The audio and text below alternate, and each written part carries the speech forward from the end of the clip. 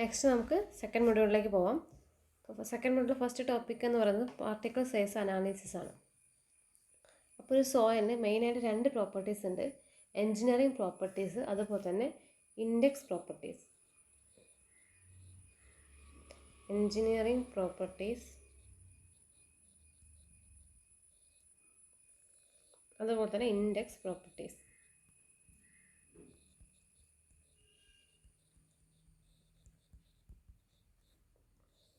Engineering properties എന്ന് പറഞ്ഞാൽ സോയിലിൻ്റെ shear strength,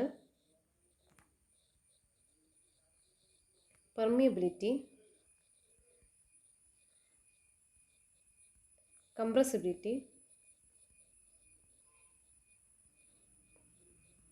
ഇതിനാണ് എൻജിനീയറിംഗ് പ്രോപ്പർട്ടീസ് എന്ന് പറയുന്നത്.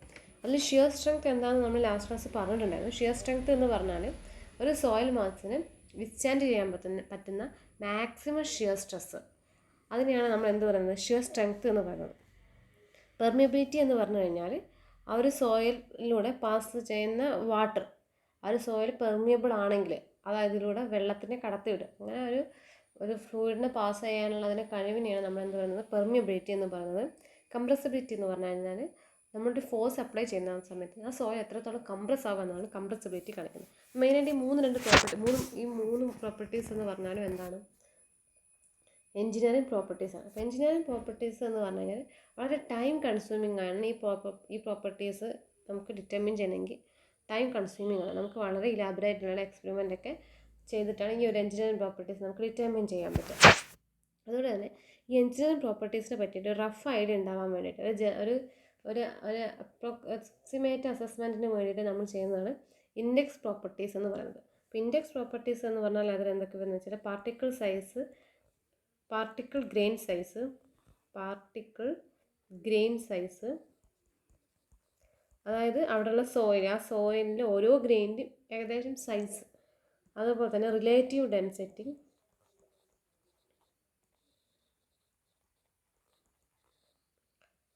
അതുപോലെ തന്നെ അറ്റർബർഗ് ലിമിറ്റ്സ്.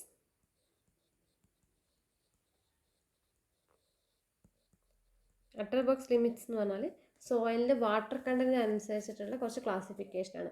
പ്ലാസ്റ്റിക് സോയിലാണോ, ലിക്വിഡ് സ്റ്റേറ്റിലാണോ സോയിലുള്ളതെന്നുള്ള രീതിയിലുള്ള ക്ലാസിഫിക്കേഷൻ. അപ്പോൾ ഇത്തരത്തിലുള്ള ഒരു പ്രോപ്പർട്ടീസിനാണ് നമ്മൾ ഇൻഡെക്സ് പ്രോപ്പർട്ടീസ് എന്ന് പറയുന്നത്. അപ്പോൾ ഇൻഡെക്സ് പ്രോപ്പർട്ടി എന്ന് പറഞ്ഞാൽ ഈസി മെത്തേഡാണ്, നമുക്ക് വളരെ ഈസി ആയിട്ട് ഇൻഡെക്സ് പ്രോപ്പർട്ടീസ് കണ്ടെത്താൻ പറ്റും. അപ്പോൾ ഇങ്ങനെ ഇൻഡെക്സ് പ്രോപ്പർട്ടി നമുക്ക് മനസ്സിലാക്കി കഴിഞ്ഞാൽ അത് വെച്ചിട്ട് ഏകദേശം നമുക്ക് എൻജിനീയറിംഗ് പ്രോപ്പർട്ടീസിൻ്റെ ഒരു റഫായിട്ടൊരു അസസ്മെൻറ്റ് ചെയ്യാൻ പറ്റും.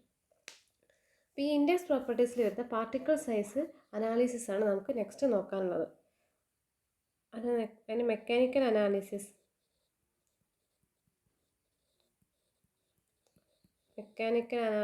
ഓർ പാർട്ടിക്കിൾ സൈസ് അനാലിസിസ് എന്ന് പറയും. പാർട്ടിക്കിൾ സൈസ്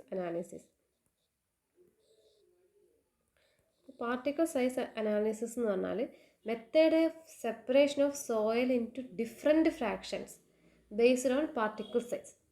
പാർട്ടിക്കിൾ സൈസിനെ ബേസ് ചെയ്തിട്ട് സോയിലിനെ ഡിഫറെൻറ്റ് ഫ്രാക്ഷൻസ് ആയിട്ട് തരംതിരിക്കുന്നതിനെയാണ് നമ്മൾ പാർട്ടിക്കിൾ സൈസ് അനാലിസിസ് എന്ന് പറയുന്നത്. അപ്പോൾ ഇങ്ങനെ ചെയ്യാൻ വേണ്ടി നമ്മൾ യൂസ് ചെയ്യുന്നത് സീവ്സ് ആണ്. ഒരു സെറ്റ് ഓഫ് സീവ്സ് യൂസ് ചെയ്തിട്ടാണ് നമ്മളതിനെ ഇങ്ങനെ ഡിഫറെൻറ്റ് ഫ്രാക്ഷൻസ് ആയിട്ട് സെപ്പറേറ്റ് ചെയ്യുന്നത്. അപ്പോൾ സീവ്സ് എന്ന് പറഞ്ഞു കഴിഞ്ഞാൽ നമ്മുടെ അരിപ്പ പോലെ ഉണ്ടാകുന്ന ഒരു സംഭവം തന്നെയാണ് സീവ്സ്. അതായത് നമ്മൾ സീവ് ചെയ്യാൻ വേണ്ടിയിട്ട് തന്നെയാണ് നമ്മൾ യൂസ് ചെയ്യുന്നത്. അപ്പോൾ ഇതാണ് ഒരു സീവ് എന്ന് പറഞ്ഞു കഴിഞ്ഞാൽ. അപ്പോൾ ഇങ്ങനെ ഡിഫറെൻറ്റ് സൈസിലുള്ള സീവ്സ് വെച്ച് അതിലൂടെ നമ്മൾ ഈ സോയിലിനെ അരിച്ചെടുക്കും. അപ്പോൾ ഓരോ സീവിൻ്റെയും സൈസ് അനുസരിച്ച് അതിൽ തങ്ങി നിൽക്കുന്ന സോയിൽ എന്തായിരിക്കും, സോയിലിൻ്റെ സൈസും മാറും. ഇത്തരത്തിൽ ക്ലാസിഫൈ ചെയ്യുന്നതിനെയാണ് മെക്കാനിക്കൽ അനാലിസിസ് അല്ലെങ്കിൽ പാർട്ടിക്കിൾ സൈസ് അനാലിസിസ് എന്ന് പറയുന്നത്. ഇതൊക്കെ സീവിൻ്റെ ഒരു ഫിഗറാണ് കാണിച്ചിരിക്കുന്നത്. അപ്പോൾ ഈ സീവിൻ്റെ ഫിഗർ നോക്കിയാൽ നിങ്ങൾക്ക് മനസ്സിലാവും ഇതിൻ്റെ ഒരു സൈസ്, ഈ സീവിൻ്റെ ഉള്ളിലുള്ള സൈസ് മെഷ് പോലുള്ള ഈ സീവിൻ്റെ സൈസ് എന്ന് പറയുന്നത് ഒരു സ്ക്വയർ പോലെയാണ്. ഏറ്റവും വലിയ ഫിഗറിൽ കണ്ടാൽ മനസ്സിലാവും. ഈ ഒരു സീവ് എന്ന് പറഞ്ഞു കഴിഞ്ഞാൽ സീവിൻ്റെ ഓരോ ഓപ്പണിങ്ങും ഒരു സ്ക്വയർ ഷേപ്പിലായിരിക്കും. ഇങ്ങനെ സ്ക്വയർ ഷേപ്പിലാണ് ഓപ്പണിങ്ങിൻ്റെ സൈസ് എത്രയാണ്, ഒരു സൈഡിൻ്റെ സൈസ് എത്രയാണ് എന്നത് വെച്ചിട്ടാണ് നമ്മൾ സീവിൻ്റെ സൈസ് പറയുന്നത്. ഇപ്പോൾ 80 mm സീവ് എന്ന് പറഞ്ഞാൽ ഇങ്ങനെയുള്ളൊരു ക്യൂബിക്കൽ ഓപ്പണിങ്ങിൻ്റെ ഒരു സൈസ് എന്ന് പറഞ്ഞാൽ 80 mm ആയിരിക്കും. 40 mm sieve എന്ന് പറഞ്ഞാൽ ഈ ഒരു ഓപ്പണിങ്ങിൻ്റെ സൈസ് എന്ന് പറയുന്നത് 40 mm ആയിരിക്കും. ഇനി 10 mm sieve എന്ന് പറഞ്ഞാൽ ഈ ഒരു ഓപ്പണിങ്ങിൻ്റെ സൈസ് എന്ന് പറയുന്നത് 10 mm ആയിരിക്കും. അപ്പോൾ ഇത്തരത്തിൽ ഡിഫറെൻറ്റ് സൈസുള്ള സീവ് യൂസ് ചെയ്തിട്ടാണ് നമ്മൾ സോയിലിനെ ഡിഫറെൻറ്റ് ഫ്രാക്ഷൻസ് ആയിട്ട് ക്ലാസിഫൈ ചെയ്യുന്നത്. നമുക്ക് പാർട്ടിക്കിൾ സൈസ് അനാലിസിസ് എങ്ങനെ ചെയ്യാൻ നോക്കാം. അതിനുവേണ്ടി നമുക്ക് ആദ്യം ഈ സോയിലിൻ്റെ പാർട്ടിക്കിൾ സൈസ് ചെയ്യുന്നത് എങ്ങനെയാണെന്ന് നോക്കാം.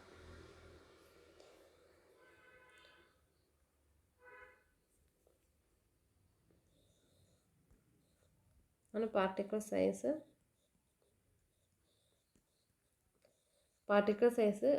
മാർക്ക് ചെയ്യുക. ആദ്യം എന്ന് പറഞ്ഞാൽ 0.075 mm.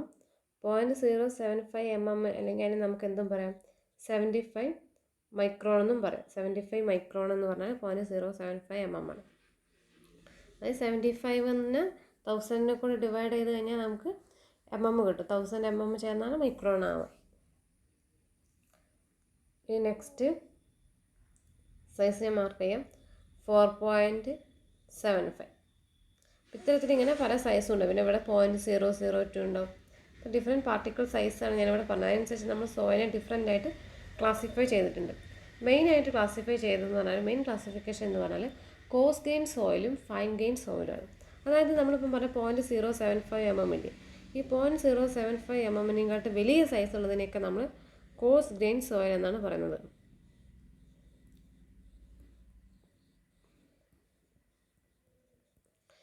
ഈ 0.075 mm ചെറുതുള്ളതിനെല്ലാം ഫൈൻ ഗ്രെയിൻ സോയിൽ എന്നാണ് പറയുന്നത്.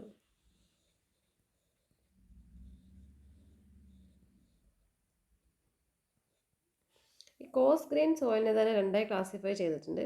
ഈ കോസ് ഗ്രെയിൻ സോയിലിൽ 0.075 mm കൂടുതലും അതുപോലെ 4.75 mm കുറവുള്ളതിനെ നമ്മൾ പറയുന്ന പേരാണ് സാൻഡ് ഫ്രാക്ഷൻ എന്ന് പറയുന്നത്. ഈ കോസ് ഗ്രെയിൻ സോയിൽ തന്നെ 4.75 mm വലുതായതിനെ നമുക്ക് എന്ത് പറയാം, ഗ്രാവൽ ഫ്രാക്ഷൻ എന്ന് പറയാം.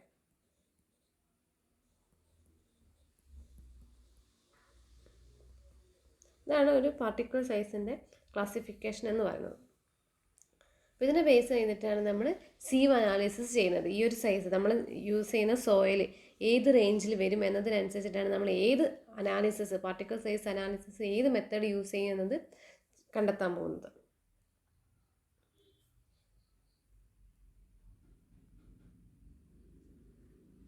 അപ്പോൾ നോക്കാം, മെക്കാനിക്കൽ അനാലിസിസ് എന്ന് പറയുന്നത്.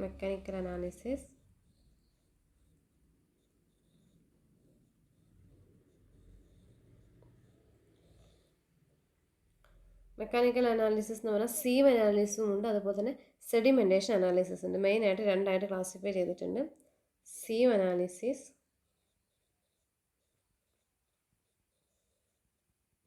പിന്നെ എന്താണ് സെഡിമെൻറ്റേഷൻ അനാലിസിസ്.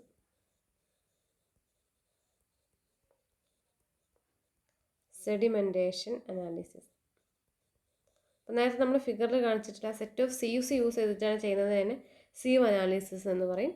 അല്ലാത്ത മെത്തേഡിന് സെഡിമെൻറ്റേഷൻ അനാലിസിസ് എന്ന് പറയും. അപ്പോൾ ഈ സീവ് അനാലിസിസ് നമ്മൾ ചെയ്യുന്നത് കോസ് ഗ്രെയിൻ സോയിലിന് വേണ്ടിയിട്ടാണ് സീവ് അനാലിസിസ് ചെയ്യുന്നത്.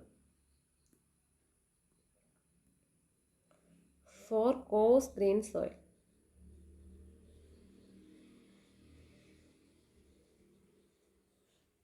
കോസ് ഗ്രെയിൻ സോയിൽ എന്ന് പറഞ്ഞാൽ എന്താണ്? കോസ് ഗ്രെയിൻ സോയിൽ എന്ന് പറഞ്ഞാൽ 0.075 mm വലുതാണ് കോസ് ഗ്രെയിൻ സോയിൽ. 0.075 mm ചെറുതാണ് ഫൈൻ ഗ്രെയിൻ സോയിൽ. അപ്പോൾ നമുക്ക് പറയാം പാർട്ടിക്കിൾ സൈസ് നമ്മൾ ചെയ്യാൻ പോകുന്നതിൻ്റെ particle size greater than 0.075 mm ആണെങ്കിലാണ് നമ്മൾ സീവ് അനാലിസിസ് ചെയ്യുന്നത്. ഇനി സെഡിമെൻറ്റേഷൻ അനാലിസിസ് ചെയ്യുന്നത് ഫോർ ഫൈൻ ഗ്രെയിൻ സോയിലാണ്. അതായത് ഈ കേസിൽ നമ്മുടെ സൈസ് ഓഫ് പാർട്ടിക്കിൾ എന്ന് പറഞ്ഞാൽ ലെസ് ദാൻ 0.075 mm ആണ്. അപ്പോഴാണ് നമ്മൾ സെഡിമെൻറ്റേഷൻ അനാലിസിസ് ചെയ്യുന്നത്. ഇനി ഈ സീവ് അനാലിസിസ് തന്നെ രണ്ട് ടൈപ്പ് പാർട്ടിക്കിളിന് വേണ്ടി ചെയ്യാം. നമുക്ക് ഗ്രാവൽ ഫ്രാക്ഷനും ഉണ്ട്, സാൻഡ് ഫ്രാക്ഷനും ഉണ്ട്.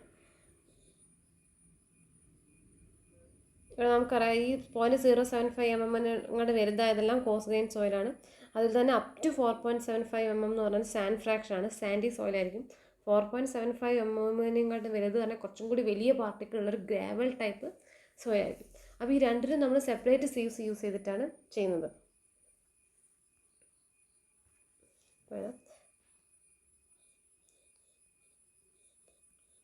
ഗ്രാവൽ ഫ്രാക്ഷനും ഉണ്ട്, സാൻഡ് ഫ്രാക്ഷനും ഉണ്ട്. ഗ്രാവൽ ഫ്രാക്ഷൻ എന്ന് പറഞ്ഞാൽ ഗ്രേറ്റർ ദാൻ 4.75 mm ആണെങ്കിൽ നമ്മൾ ഗ്രാവൽ ഫ്രാക്ഷൻ ആയിട്ടാണ് അതിനെ കൺസിഡർ ചെയ്യുക. അപ്പോൾ ഗ്രാവൽ ഫ്രാക്ഷൻ്റെ സെറ്റ് ഓഫ് സീവ്സ് യൂസ് ചെയ്തിട്ടാണ് ചെയ്യുക. സാൻഡ് ഫ്രാക്ഷൻ എന്ന് പറഞ്ഞാൽ അതിൻ്റെ സൈസ് എന്ന് പറയുന്നത് 0.075 mm കൂടുതലായിരിക്കും, എന്നാൽ 4.75 mm കുറവായിരിക്കും. ആ ഒരു സൈസുള്ള പാർട്ടിക്കിളാണെങ്കിൽ സാൻഡ് ഫ്രാക്ഷൻ. അപ്പോൾ സാൻഡ് ഫ്രാക്ഷൻ്റെ സീവ്സ് യൂസ് ചെയ്തിട്ടാണ് നമ്മളത് ചെയ്യുക. അപ്പോൾ ഗ്രാവൽ ഫ്രാക്ഷൻ ആണെങ്കിൽ നമ്മൾ യൂസ് ചെയ്യുന്ന സൈസ് എന്ന് പറയുന്നത് കുറച്ച് വലിയ പാർട്ടിക്കിളായിരിക്കും അതിലുണ്ടാവുക. അപ്പോൾ 80 mm sieve, 40 mm sieve, 20 mm sieve, 10 mm sieve, 4.75 mm sieve. ഈ സീവൊക്കെയാണ് നമ്മൾ ഗ്രാവൽ ഫ്രാക്ഷനെ സീവ് ചെയ്യാൻ വേണ്ടി യൂസ് ചെയ്യുന്നത്. ഇനി സാൻഡ് ഫ്രാക്ഷൻ 0.075 mm വലുതും 4.75 mm ചെറുതുമായിട്ടുള്ള പാർട്ടിക്കിളിനെ സീവ് ചെയ്യാൻ വേണ്ടി നമ്മൾ 2 mm, 1 mm, 600 മൈക്രോൺ. 600 മൈക്രോൺ എന്ന് പറഞ്ഞാൽ 0.6 mm എന്ന് വരും. പിന്നെ 425 micron, 212 micron, 150 micron, last 75 micron. ഇത്തരത്തിലുള്ള സെറ്റ് ഓഫ് സീവ്സ് യൂസ് ചെയ്തിട്ടാണ് സാൻഡ് ഫ്രാക്ഷൻ നമ്മൾ സെപ്പറേറ്റ് ചെയ്യുന്നത്. അപ്പോൾ നമ്മൾ നേരത്തെ കാണിച്ചിട്ടുണ്ടായിരുന്നു സീവ്സിൻ്റെ ഫിഗർ. അപ്പോൾ ഇതാണ് ഇങ്ങനെ ഓരോ ഡിഫറെൻറ്റ് സൈസ് ഓഫ് സീവ്സ് ഉണ്ട്. നമ്മൾ സീവ് അനാലിസിസ് ചെയ്യുന്ന സമയത്ത് ഈ സീവ്സിനെ ഏറ്റവും വലുത് ടോപ്പിൽ വരുന്ന രീതിയിലാണ് നമ്മൾ അറേഞ്ച് ചെയ്യുക. ടോപ്പിലായിരിക്കും ലാർജർ വൺ എന്ന് പറയുന്നത് ടോപ്പിലായിരിക്കും. അതിനുശേഷം അതിനേക്കാളും ചെറുത് താഴെ വെക്കും, അതിനെ ചെറുത് താഴെ വെക്കും, അങ്ങനെ ഒട്ടിക്കട്ടിക്ക് വെച്ച് ലാസ്റ്റ് നമ്മളൊരു പാന് വെക്കും. ഇങ്ങനെയാണ് നമ്മളിതിനെ അറേഞ്ച് ചെയ്യുന്നത്. എന്നിട്ട് നമ്മൾ ഏറ്റവും ടോപ്പിൽ സോയിൽ വെക്കും, നമുക്ക് സോയിൽ സാമ്പിൾ വെക്കും. എന്നിട്ട് അതിൻ്റെ മേലെ നമ്മളൊരു കവർ ചെയ്യും, ഒരു ലിഡ് ടോപ്പ് കവർ യൂസ് ചെയ്തിട്ട് കവർ ചെയ്യാൻ ശേഷം ഇത് നന്നായി ഷേക്ക് ചെയ്യും. ഇത് നന്നായി ഷേക്ക് ചെയ്യുന്ന സമയത്ത് ഈ വലിയ കല്ലുകളെല്ലാം ഈ വലിയ സീവിൽ തങ്ങി നിൽക്കും. അതിനേക്കാളും കുഞ്ഞത്, ആ സീവിൻ്റെ സൈസിനേക്കാളും ചെറിയ കല്ല് തൊട്ട താഴെ സീവിലേക്ക് പാസ് ചെയ്യും. ആ സീവിന് കറസ്പോണ്ടിങ് ആയിട്ടുള്ള കല്ലുകളെല്ലാം അവിടെ തടഞ്ഞു നിൽക്കും. ബാക്കിയുള്ളത് അതിനേക്കാളും ചെറുതായത് തൊട്ട് താഴേക്ക് പാസ് ചെയ്യും. അങ്ങനെ ഓരോ അതിൻ്റെ സൈസ് അനുസരിച്ചിട്ട് ഓരോ സീവിലും അത് കളക്ട് ചെയ്യും. ഇങ്ങനെയാണ് നമ്മൾ സീവ് അനാലിസിസ് ചെയ്യുന്നത്. ഇനി സീവ് അനാലിസിസിന് രണ്ടെണ്ണം ഉണ്ട്, ഡ്രൈ സീവ് അനാലിസിസും വെറ്റ് സീവ് അനാലിസിസും. ഡ്രൈ സീവ് അനാലിസിസ് നോക്കാം.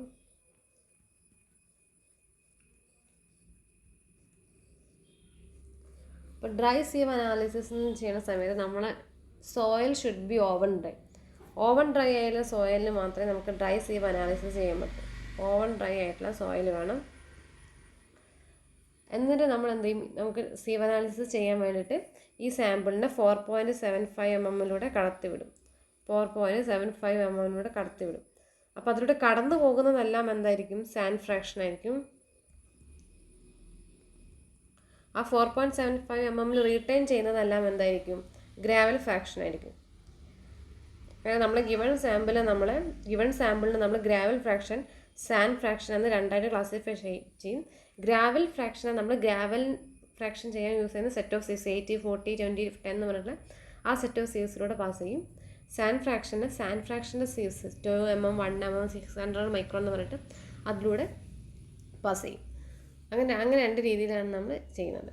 അപ്പോൾ ഇതിൽ ഈ ഗ്രാവൽ ഫ്രാക്ഷൻ ചെയ്യണമെങ്കിൽ നമുക്ക് ഇങ്ങനെ നമ്മൾ അതുപോലെ തന്നെ ആ ഗ്രാവൽ ഫ്രാക്ഷൻ്റെ സീവ്സ് വെച്ചിട്ട് അട്ടിക്കട്ടിക്ക് വെച്ചിട്ട് നമ്മൾ അതിൽ ഏറ്റവും ടോപ്പിൽ നമ്മൾ സാമ്പിൾ വെക്കും, ഗ്രാവൽ ഫ്രാക്ഷൻ സാമ്പിൾ വെക്കും. എന്നിട്ട് അതിനെ നന്നായിട്ട് ഷേക്ക് ചെയ്യണം. നന്നായി ഷേക്ക് ചെയ്യുമ്പോഴാണ് അതിങ്ങനെ താഴോട്ട് വീഴുക. അപ്പോൾ നന്നായി ഷേക്ക് ചെയ്യുമ്പോൾ അത് നമുക്ക് മാനുവലിയും ചെയ്യാം, അല്ലെങ്കിൽ മെക്കാനിക്കൽ ഷേക്കർ യൂസ് ചെയ്തിട്ട് നമുക്കതിനെ ഷേക്ക് ചെയ്യാൻ പറ്റും. ബട്ട് ഫൈൻ ഫ്രാക്ഷൻ ആണെങ്കിൽ, സാൻഡ് ഫ്രാക്ഷൻ ആണെങ്കിൽ നമ്മളത് ചെയ്യുന്ന സമയത്ത് 4.75 mm പാസ് ചെയ്യുന്നത് നമ്മൾ ഫൈൻ സീവ്സിലൂടെ ആണ് നമ്മൾ അതിനെ സീവ് ചെയ്യുക. അതിനുവേണ്ടി നമ്മൾ മെക്കാനിക്കൽ ഷേക്കർ വേണം യൂസ് ചെയ്യാൻ വേണ്ടിയിട്ട്. മെക്കാനിക്കൽ ഷേക്കർ യൂസ് ചെയ്താലേ കറക്റ്റായിട്ട് അത് എന്താവുള്ളൂ, താഴോട്ട് വരുള്ളൂ. പിന്നെ ഡ്രൈ സീവ് അനാലിസിസ് സ്യൂട്ടബിൾ ആയിട്ടുള്ളത് കൊഹിഷൻലെസ് സോയിലാണ്. ഈ ഡ്രൈ സീവ് അനാലിസിസ് എന്ന് പറയുന്നത് കൊഹിഷൻലെസ് സോയിലിനാണ് സ്യൂട്ടബിൾ ആയിട്ടുള്ളത്. കൊഹിഷൻലെസ് സോയിൽ എന്ന് പറഞ്ഞു കഴിഞ്ഞാൽ നമ്മുടെ സാൻഡ് പോലത്തെ സാധനങ്ങൾ, അതെന്ന് പറഞ്ഞാൽ അതിൽ പാർട്ടിക്കിൾ തമ്മിൽ എന്താ പറയുക ഒരു അട്രാക്ഷൻ ഒന്നുമില്ല. അതിനെയാണ് നമ്മൾ കൊയിഷൻലെസ് സോയിൽ എന്ന് പറയുന്നത്. ഇപ്പോൾ എക്സാമ്പിൾ സാൻഡ്. ഇനിയിപ്പോൾ നമ്മൾ ഒരു ക്ലേ സോയിലൊക്കെ ആണെങ്കിൽ അതിൻ്റെ പാർട്ടിക്കിൾ തമ്മിൽ തന്നെ വളരെയധികം ഒരു അറ്റാച്ച് ചെയ്തിരിക്കും. അങ്ങനെയുള്ളതിനെയാണ് നമ്മൾ കോസീവ് സോയിൽ എന്ന് പറയുന്നത്. അപ്പോൾ ഇവിടെ നമ്മൾ കൊയിഷൻലെസ് സോയിലായിട്ടുള്ള സാൻഡിനൊക്കെയാണ് നമ്മളത് ഡ്രൈ സീവ് അനാലിസിസ് യൂസ് ചെയ്യുന്നത്. അപ്പോൾ നമ്മളിങ്ങനെ യൂസ് ചെയ്യുന്ന ഈ സാൻഡ് എന്ന് പറയുന്നത് വെറ്റ് കണ്ടീഷൻ ആണെങ്കിൽ നമുക്ക് ഈ ഡ്രൈ സീവ് അനാലിസിസ് നിന്ന് കിട്ടുന്ന റിസൾട്ട് എന്ന് പറഞ്ഞാൽ കറക്റ്റ് ആയിരിക്കില്ല. കാരണം വെറ്റ് കണ്ടീഷൻ ആവുന്ന സമയത്ത് ആ ഓരോ സാൻഡ് പാർട്ടിക്കിളിനും ചുറ്റും ഒരു വാട്ടർ ഫിലിം, വാട്ടറിൻ്റെ ഒരു കോട്ടിംഗ് ഉണ്ടാവും. അതുകൊണ്ട് തന്നെ അതിൻ്റെ സൈസ് കുറച്ച് ആക്ച്വൽ ഉള്ളതിനെക്കാട്ടും കുറച്ച് വലുതായിട്ടായിരിക്കും കാണാം. അപ്പോൾ നമ്മളിങ്ങനെ ഈ ഒരു സീവിലൂടെ അതിനെ അരിക്കുന്ന സമയത്ത് നമുക്ക് അതിൻ്റെ കറക്റ്റായിട്ടുള്ള സെപ്പറേഷൻ കിട്ടില്ല. ആക്ച്വൽ സൈസിനെക്കാട്ടും വലിയ സൈസ് ആയതുകൊണ്ട് തന്നെ അത് സീവിൻ്റെ ഉള്ളിലൂടെ കടന്നു പോകില്ല. അപ്പോൾ അത് വെറ്റ് കണ്ടീഷൻ നമുക്ക് ഈ ഒരു ഡ്രൈ സീവ് അനാലിസിസ് യൂസ് ചെയ്യാൻ പറ്റില്ല. ഈ നെക്സ്റ്റ് മെത്തേഡാണ് wet sieve analysis. Wet sieve analysis. അപ്പോൾ വെറ്റ് സീവ് അനാലിസിസ് എന്ന് പറഞ്ഞത് ഈ സോയിൽ കണ്ട് substantial amount of fine particle we use wet sieve analysis.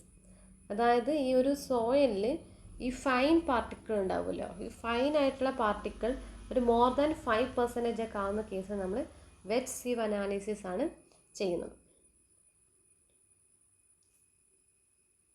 ഇനി നെക്സ്റ്റ് നമുക്ക് കമ്പ്യൂട്ടേഷൻ ഓഫ് പെർസെൻറ്റേജ് ഫൈനറാണ് നെക്സ്റ്റ് നമുക്ക് നോക്കാനുള്ളത്.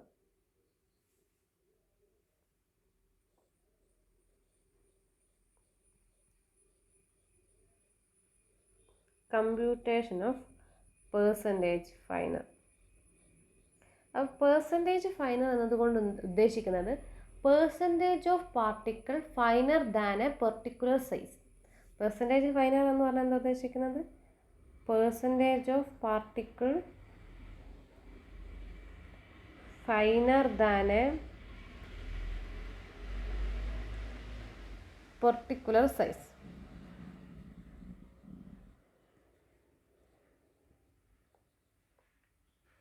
അതാണ് പെർസെൻറ്റേജ് ഫൈനർ എന്ന് പറഞ്ഞു കഴിഞ്ഞാൽ. അപ്പോൾ നമുക്കറിയാം നമ്മൾ ഇപ്പോൾ 80 mm 40 mm എന്നൊക്കെ യൂസ് ചെയ്യുന്നത്. അപ്പോൾ ഒരു പെർട്ടിക്കുലർ സൈസ് നമുക്ക് നോക്കാം. 80 mm എന്ന് പറഞ്ഞിട്ടൊരു പെർട്ടിക്കുലർ സൈസ് നോക്കിക്കഴിഞ്ഞാൽ ആ 80 mm ഫൈനർ ആയിട്ടുള്ള പാർട്ടിക്കിൾ, 80 mm ചെറിയ പാർട്ടിക്കിൾ എത്രയുണ്ട്, അതാണ് പെർസെൻറ്റേജ് ഫൈനർ എന്ന് പറഞ്ഞുകൊണ്ട് ഉദ്ദേശിക്കുന്നത്. അപ്പോൾ ഇത് നമുക്കൊരു ടേബുലർ ഫോമിൽ എക്സ്പ്ലെയിൻ ചെയ്യാം. അത് sieve size,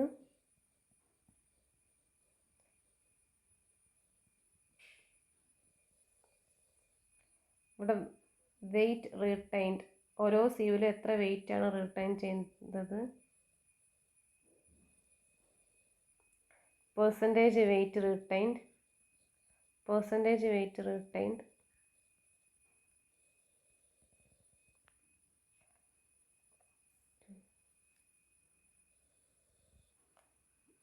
cumulative weight retained, cumulative percentage weight retained, cumulative percentage weight retained, percentage finer.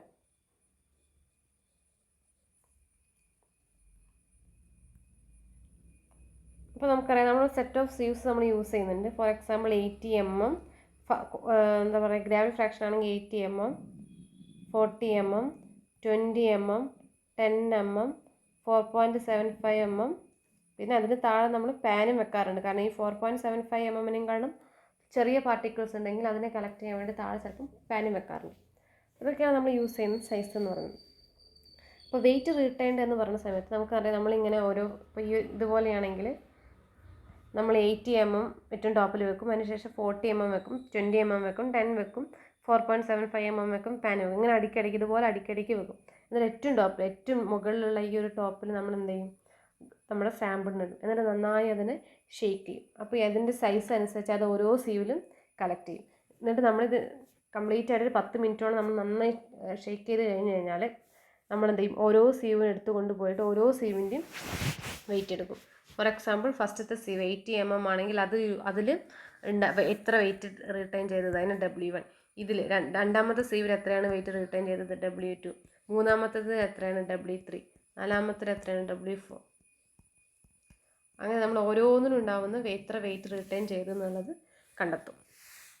അതിനെയാണ് വെയിറ്റ് റീറ്റൈൻഡ് എന്ന് പറയുന്നത്. അപ്പോൾ ഇനി നെക്സ്റ്റ് നമുക്ക് പെർസെൻറ്റേജ് വെയിറ്റ് റിട്ടേൺ കിട്ടണം. പെർസെൻറ്റേജ് വെയിറ്റ് റിട്ടേൺ കിട്ടണമെങ്കിൽ എന്താ, ടോട്ടൽ എത്ര ആണ് നമ്മൾ എടുത്തതെന്ന് അറിയാം. അപ്പോൾ ഇത് എല്ലാ വെയിറ്റിനും കൂടി സമ്മ് ചെയ്ത് കഴിഞ്ഞാൽ, ഈവൻ പാനലും കൂടി അടങ്ങിയിരിക്കുന്നതിൻ്റെ സമ്മ് ചെയ്താൽ നമുക്ക് ടോട്ടൽ വെയിറ്റ് കിട്ടും. അല്ലെങ്കിൽ എക്സ്പെരിമെൻറ്റ് ചെയ്യുമ്പോൾ നമുക്കറിയാം, നമ്മൾ ചിലപ്പോൾ 100 കിലോഗ്രാം സാമ്പിൾ എടുത്ത് കൊണ്ടുപോയിട്ടാണ് ഈ ഷേക്കർ ഇട്ടിട്ട് നന്നായി ഷേക്ക് ചെയ്യുന്നുണ്ടാവുക. അപ്പോൾ നമ്മൾ ഈ ടോട്ടൽ വെയിറ്റ് എന്ന് പറഞ്ഞാൽ 100 കിലോഗ്രാം ആണ് നമുക്കറിയാം. അങ്ങനെയാണെങ്കിൽ നമുക്ക് ഓരോ സീവിലും എത്ര പെർസെൻറ്റേജ് ആണ് വെയിറ്റ് റിട്ടേൺ ചെയ്തതെന്ന് നമുക്ക് കണ്ടെത്താൻ പറ്റും. ആദ്യത്തേതിൽ പെർസെൻറ്റേജ് W1, ഈ W1നെ പെർസെൻറ്റേജിലേക്ക് കൺവേർട്ട് ചെയ്യുക. പെർസെൻറ്റേജിലേക്ക് കൺവേർട്ട് ചെയ്യണമെങ്കിൽ W1 divided by total into 100. അങ്ങനെ ഓരോന്നിനും പെർസെൻറ്റേജ് കണ്ടെത്താം. അതാണ് പെർസെൻറ്റേജ് വെയിറ്റ് റിട്ടേൺഡ് എന്ന് പറയുന്നത്. എല്ലാത്തിനെയും പെർസെൻറ്റേജ് നമ്മൾ കണ്ടെത്തി. അതിനുശേഷം നമ്മളോട് പറയുന്നത് ക്യുമുലേറ്റീവ് വെയിറ്റ് പെർസെൻറ്റേജ് കണ്ടെത്താണ്. ക്യുമുലേറ്റീവ് വെയിറ്റ് പെർസെൻറ്റേജ് എന്ന് പറയുന്നത് ഓരോ സീവിലും ടോട്ടൽ ക്യുമുലേറ്റീവായിട്ട് എത്രയാണ് അവിടെ റീറ്റെയിൻ ചെയ്യുന്നത് എന്നാണ് ഉദ്ദേശിക്കുന്നത്. അപ്പോൾ നമ്മൾ ആദ്യത്തെ സീവ് എടുക്കുക. ഈ ഫസ്റ്റ് സീവ് എടുത്തു കഴിഞ്ഞാൽ അതിൽ റിട്ടേൺ ചെയ്യുന്ന പെർസെൻറ്റേജ് എന്ന് പറഞ്ഞാൽ W1 പെർസെൻറ്റേജ് ആണ്. ഇനി രണ്ടാമത്തെ സീവ് എടുത്തു കഴിഞ്ഞാൽ രണ്ടാമത്തെ സീവിൽ മാത്രം റിട്ടേൺ ചെയ്തത് W2 ആണ്. പക്ഷേ ക്യുമുലേറ്റീവായിട്ട് രണ്ടാമത്തെ സീവിൽ റിട്ടേൺ ചെയ്തതെന്ന് പറഞ്ഞാൽ ഈ W2 ഉണ്ട്, അതുപോലെ W1 ഉണ്ട്. കാരണം ഈ W1 എന്ന് പറഞ്ഞു കഴിഞ്ഞാൽ ഫസ്റ്റത്തെ സീവിലൂടെ കടന്നു പോകാത്തതാണ്. അപ്പോൾ അതെന്തായാലും രണ്ടാമത്തെ സീവിലൂടെയും കടന്നു പോവില്ല.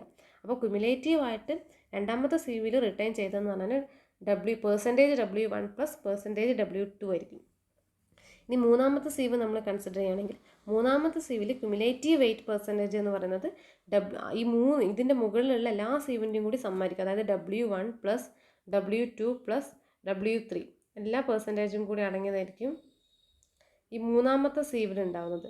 ഇനി നാലാമത്തെ സീവ് നമ്മൾ കൺസിഡർ ചെയ്യുകയാണെങ്കിൽ നാലാമത്തെ സീവിൽ ക്യുമുലേറ്റീവായിട്ട് റിട്ടേൺ ചെയ്തതെന്ന് പറഞ്ഞാൽ ഫസ്റ്റത്തെ സീവിലും രണ്ടാമത്തെ സീവിലും മൂന്നാമത്തെ സീവിലും നാലാമത്തെ സീവിലും കൂടി ആയിട്ടുള്ളതാണ് ഈ നാലാമത്തെ സീവിൽ ക്യുമുലേറ്റീവായിട്ട് റിട്ടേൺ ചെയ്തത്. കാരണം ആദ്യത്തെ സീവിലൂടെ കടന്നു പോകാത്ത എന്തായാലും ഈ നാലാമത്തെ സീവിലൂടെ കടന്നു പോകില്ലല്ലോ. അങ്ങനെ ഓരോ സീവിലും ക്യുമുലേറ്റീവ് എത്ര പെർസെൻറ്റേജ് ആണ് റിട്ടേൺ ചെയ്തതെന്ന് നോക്കണം. അപ്പോൾ നമ്മളിപ്പോൾ ഫസ്റ്റത്തേൽ നമുക്കറിയാം, ഫസ്റ്റത്തേൽ W1 പെർസെൻറ്റേജ് ആണ് ഫസ്റ്റത്തേൽ റിട്ടേൺ ചെയ്തത്. W1 പെർസെൻറ്റേജ് ആണ് ഫസ്റ്റത്തേൽ ക്യുമുലേറ്റീവായിട്ട് റിട്ടേൺ ചെയ്തത്. അപ്പോൾ നമുക്കറിയാം ആ ഫസ്റ്റത്തെ സീവിൻ്റെ സൈസിനേക്കാളും വലിയ സൈസ് W1 പെർസെൻറ്റേജ് ആണ്. അപ്പം ബാക്കി W1 100 ആണല്ലോ ടോട്ടൽ പെർസെൻറ്റേജ് ആണ്. W1 വെച്ചാൽ 100 മൈനസ് W1 എന്ന് പറഞ്ഞത് 100 മൈനസ് W1 പെർസെൻറ്റേജ് എന്ന് പറയുന്നത് ആ ഒരു പെർട്ടിക്കുലർ ഈ ഫസ്റ്റത്തെ ഈ സീവിനേക്കാളും ചെറിയ പാർട്ടിക്കിളാണ്. ഇനി രണ്ടാമത്തെ സീവ് നമ്മൾ നോക്കുകയാണെങ്കിൽ രണ്ടാമത്തെ സീവിൽ മൊത്തമായിട്ട് റീറ്റെയിൻ ചെയ്യുന്നത് W1 പ്ലസ് W2 പെർസെൻറ്റേജ് ആണ്. അപ്പോൾ ബാക്കി വരുന്ന അത്രയും പെർസെൻറ്റേജ് അതിനേക്കാളും ബാക്കിയുള്ള പാർട്ടിക്കിളൊക്കെ അതിനേക്കാളും ചെറുതാണ്. അങ്ങനെയാണ് നമ്മൾ പെർസെൻറ്റേജ് ഫൈനർ കണ്ടെത്തുക. അത് നമുക്കൊരു ടെബുലർ ഫോമിൽ എക്സ്പ്ലെയിൻ ചെയ്യാം. അതിന് വേണ്ടി ഞാൻ ഫോർ എക്സാമ്പിൾ ഒരു 100 കിലോഗ്രാം ആണ് ഞാൻ എൻ്റെ മാസ് എടുക്കുന്നത് നോക്കിയാൽ ടോട്ടൽ 100 കിലോഗ്രാം ആണുള്ളത്. ഞാൻ 80 mm 40 mm 20 mm എന്നുള്ള ഓരോ ഇതിലും വെച്ചിട്ട് അതിന് നന്നായി ഷേക്ക് ചെയ്ത് ഏറ്റവും ടോപ്പിൽ എല്ലാ സാമ്പിളിനും വെച്ച് നന്നായി ഷേക്ക് ചെയ്ത് അപ്പോൾ ഓരോ ഇതിലും റീറ്റെയിൻ ചെയ്ത വെയിറ്റ് എന്ന് പറയുന്നത് 80 mm 10 കിലോഗ്രാം സോയിലാണ് കളക്ട് ചെയ്തത്. അടുത്തതിൽ വീണ്ടും 10 കിലോഗ്രാം വെറുതെ കുറച്ച് വാല്യൂസ് പറയുന്നതാണ്. അടുത്തതിൽ 20 കിലോഗ്രാം ആണ്, അടുത്തതിൽ 40 കിലോഗ്രാം ആണ്, അടുത്തതിൽ 20 കിലോഗ്രാം ആണ്. പാനിലൊന്നും കളക്ട് ചെയ്തില്ല. അതിന് മീനിങ് എന്താണെന്ന് വെച്ചാൽ 4.75 കുറവായിട്ടുള്ള ഒന്നുമില്ല. അപ്പോൾ ടോട്ടൽ സമ്മ് ചെയ്ത് നോക്കിയാൽ നമുക്ക് എത്ര കിട്ടണം? 100 കിലോഗ്രാം കിട്ടണം. കാരണം 100 കിലോഗ്രാം സോയിൽ എടുത്തിട്ടാണ് നമ്മൾ ചെയ്യുന്നത്. ഇനി പെർസെൻറ്റേജ് വെയിറ്റ് റിട്ടേൺ ചെയ്ത് എത്രയാണെന്ന് നോക്കാം.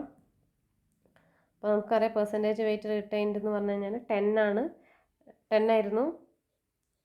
ടോട്ടൽ എന്ന് പറയുന്നത് 100 ആണ്. ഇൻറ്റു 100 ചെയ്യുന്ന സമയത്ത് 10% എന്ന് കിട്ടി. നെക്സ്റ്റിലും 10% ആണ് റിട്ടേൺ ചെയ്തത്. ഇൻറ്റു 100 ചെയ്യുന്ന സമയത്ത് 10% എന്ന് കിട്ടി. അടുത്തതിൽ 20% എന്ന് കിട്ടി. അടുത്തതിൽ എന്തായിരിക്കും? 40 ഡിവൈഡ് ബൈ 100 × 100 ചെയ്യുമ്പോൾ 40% എന്ന് കിട്ടും. അടുത്തതിൽ 20% എന്ന് കിട്ടും. അപ്പോൾ ഇതാണ് അവിടെ പെർസെൻറ്റേജ് വെയിറ്റ് റിട്ടേൺ ചെയ്തത് എന്ന് പറഞ്ഞാൽ. ഇനി നെക്സ്റ്റ് നമുക്ക് നോക്കാം, ഈ ഒരു 80 mm കുമുലേറ്റീവായിട്ട് എത്ര പെർസെൻറ്റേജ് റിട്ടേൺ ചെയ്തു. അപ്പോൾ 80 mm കുമുലേറ്റീവായിട്ടെന്ന് പറഞ്ഞാൽ 10% തന്നെയാണ്.